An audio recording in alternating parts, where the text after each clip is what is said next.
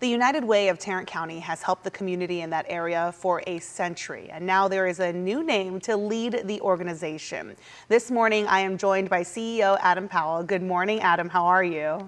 Good morning. Good morning. Doing well. Excited to be here. Absolutely great to see you. You have been in this role now for a couple of months. Can you tell us what your new leadership has brought to United Way of Tarrant County? Yeah, as you mentioned, we're a century old, and I think we're at an interesting inflection point because, from when we started over 100 years ago, there are just so many new tools in the tool belt that we have to use for problem solving. So one of the things that we've been trying to do is really figure out these things like artificial intelligence, virtual reality, these emerging technologies, really starting to think through critically how we use that and deploy that for problem solving purposes and doing that in conjunction with the community. So we've been out listening, talking to stakeholders, really engaging the entire community and trying to figure out what our best way, the best way for us to show up and continue to add value to this community. Right, Adam, you have a 5-pillar strategic vision for this organization. Can you tell us what those are and how is it going to impact Tarrant County for the better? Yeah, it's really a bifurcated approach. I mean, the first few things are really about internal operations, so how we continue to develop our leadership internally, ensuring that our team has the requisite skills, knowledge, abilities to be able to lead this community. A more robust fundraising approach, right? I mean, that we talk about evolution. That means we've got to evolve the way our corporate campaigns look as well. And then thinking about brand visibility, making sure that all across the county, from Fort Worth to Arlington to North Richland Hills, et cetera, the folks know what we're doing. And then the second piece of that is really about impacting the community.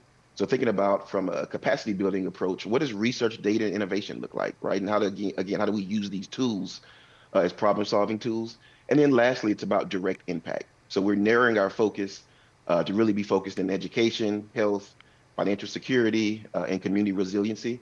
And then again, infusing innovation and infusing AI and gaming and virtual reality and some of these things into really solving some of these big challenges that we've got all across the community. Absolutely. Now, there are some major issues: literacy, maternal health, financial insecurity.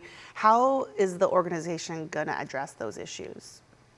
Well, yeah, and those are precisely the spaces we're going to be occupying and playing. You've heard a lot about literacy. The vast majority of students across Tarrant County aren't reading at grade level by third grade, and that is incredibly important because literacy is tied to so many social ills that exist in our society, from homelessness to incarceration rates, et cetera. You mentioned maternal health, right? We've done an incredible job as a county really coming together to really solve that problem. And we've made considerable progress, as Mayor Parker recently illuminated. But even with that, there's still a challenge there, and we've got to be diligent ensuring that we continue to do that. And then financial security. I mean, over a third of the residents in Tarrant County are living paycheck to paycheck, meaning people are, one medical diagnosis, one bad day at the office from not being able to meet their most basic needs. So we're going to be standing up programming in each of those areas to really target those folks and ensure that they've got all they need to be thriving adults in this community. Now, before I let you go, what do you want people in Tarrant County to take away about United Way's role moving forward?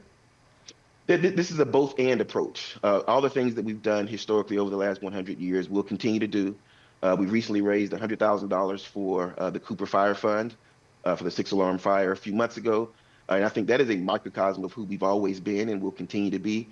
But what you can also expect is for us to infuse some of these emerging technologies and just new ways of thinking about problem solving as well. So this is a both and, not an either or.